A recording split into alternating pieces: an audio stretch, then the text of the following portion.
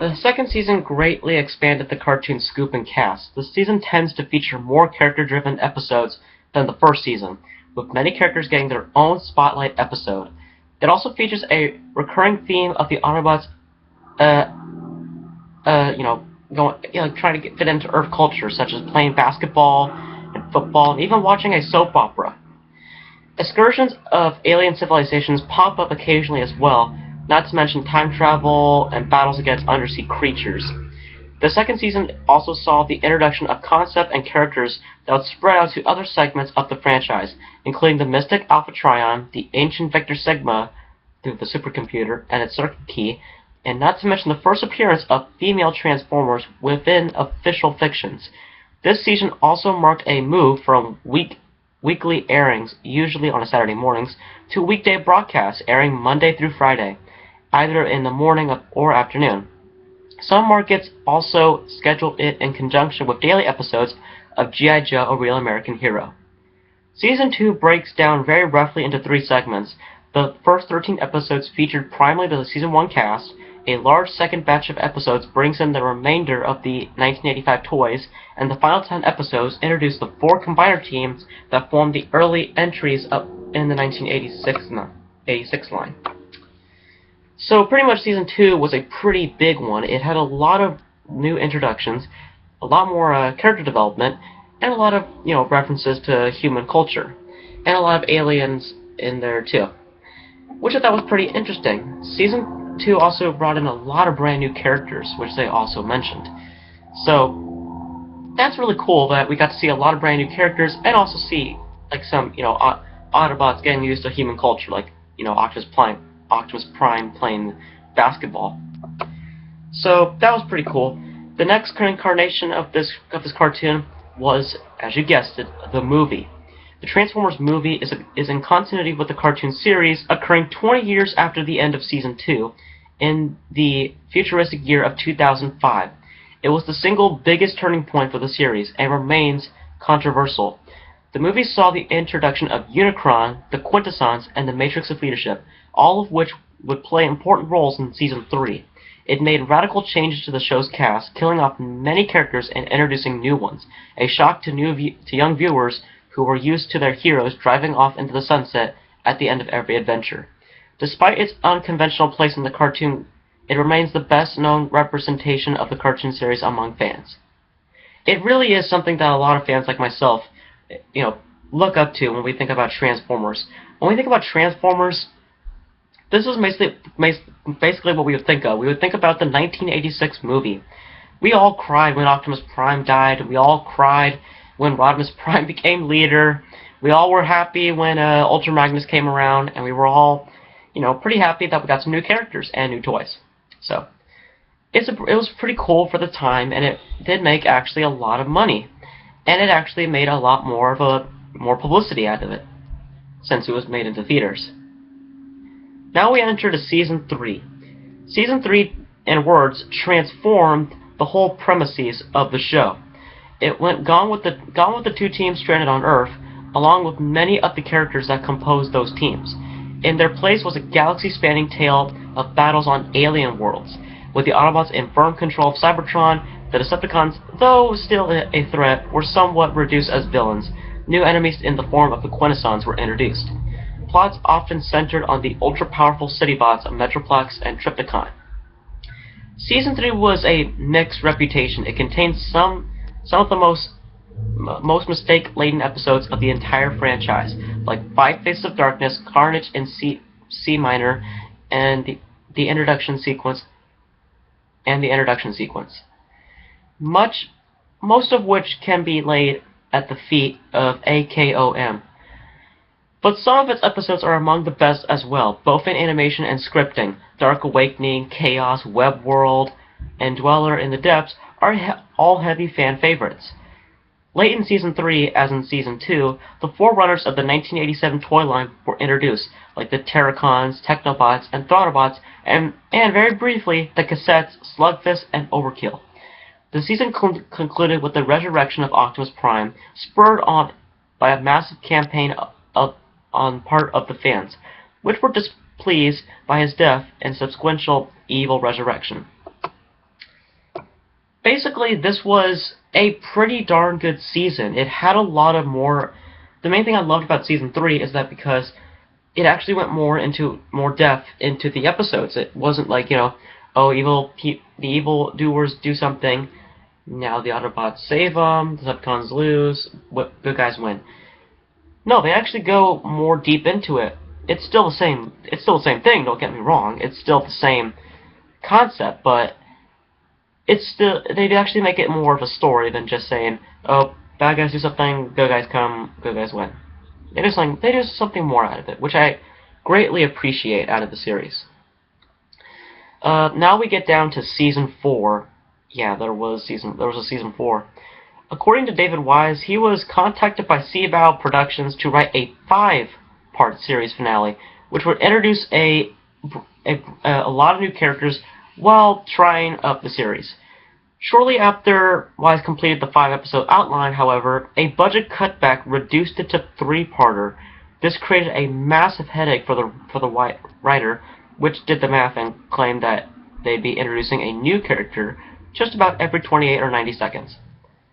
In the end, 25 brand new Transformers and 22 Nebulons, that's 47 new characters in all, were introduced across this final 3 episodes.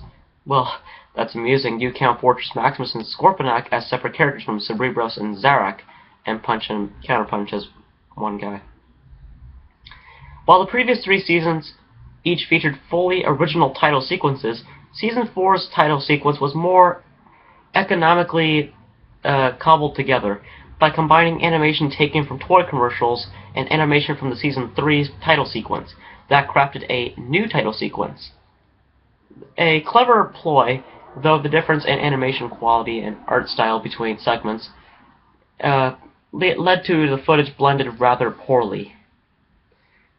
So, don't get me wrong, the last few episodes were actually pretty cool, but it's like they said, they kind of didn't have that much, since so much of the budget was cut off. They had to cram all these people together to get them into one episode, which is not good when you only have 3 episodes to do it, and we have to show a new character every 28 or 90 seconds. That's not good, and it's going to get you a massive headache. So that was the end of Season 4, and that was what they were supposed to say, the last of the G1. But oddly enough, we had in a way Season 5, but it did not feature any new episodes. Season 5 it did not feature any new episodes, but rather consisted of 15 episodes from previous seasons and the Transformers movie broken up into 5 episodes, for a total of 20 episodes. Music from The Touch was also used to fill time. In addition to a new title sequence and new commercial bumpers, new segments were added to each episode. These segments featured an animatronic motion puppet of Power Master Optimus Prime, meeting regularly with a live-action human named Tommy Kennedy to tell him old Transformer stories. While the stories were old, the segments took place in a time with Optimus Prime regularly name-dropping characters who never appeared in the older episodes, but were currently available on store shelves. The Optimus Prime puppet was operated by Marty Robertson, a famous puppeteer best known for his work on Sesame Street. Filming on this segment was completed in 1 week during June 1988 at Silver Cup Studios in Queens, New York.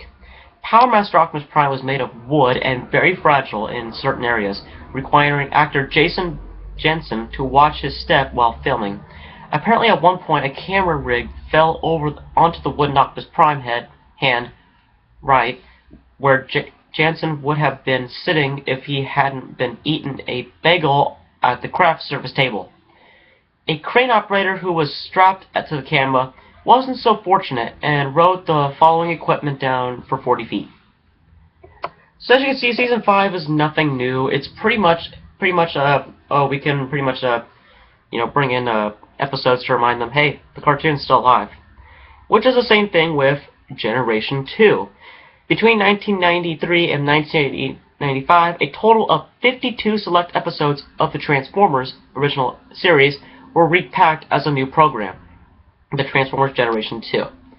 The episodes featured new transitional segments via the Cybernet Space Cube as well as the new title sequence. So, eventually, that's pretty much the original Generation 1 cartoon. The original Generation 1 cartoon in North America. In Japan, it's pretty much the same thing, except it had a slightly different introduction, but it was pretty much the same thing. But in Japan, it began airing in 1985, consisting of the North American Season 1 and 2 episodes, although 2 episodes out of the original 65 were cut, which was Attack of the Autobots and Day of the Machines. An additional 9 clip shows were created, composed entirely of reused footage taken from various episodes, bringing the total number of what they call in Japan Fight Super Robot Lifeform Transformers episodes to 72. The 2 missing episodes were later debuted in 1990 and released straight to video, then added to the series episode list, boosting its official count to 74 episodes. The broadcast order of the series was significantly reworked, with most of the episodes featuring Skyfire being pushed to the end of the run. And then what also happened is that in Japan they didn't get the original movie right away, so it left an unexpected gap between Season 2 and 3. And they brought in, what people would suggest, Scramble City. Scramble City, in a nutshell, was pretty much a spin-off. Scramble City was an additional OVA special produced as a spin-off of the Fight Super Robot Lifeform Transformers. And it pretty much was a bridge to the movie, which kind of worked. Overall, that is pretty much the Generation 1 cartoon in America and in Japan. What you guys don't know, or some people might know, is that they had, they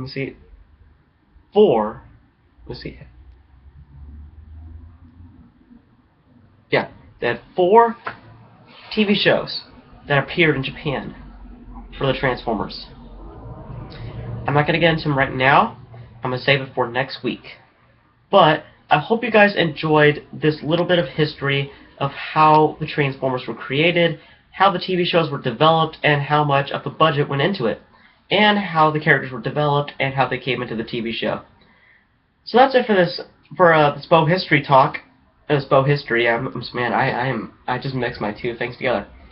This has been the first 2 episodes of Beau history. I hope you guys enjoyed these, and I wish to come back next week where we're going to talk about 4 of the Japanese Transformer shows.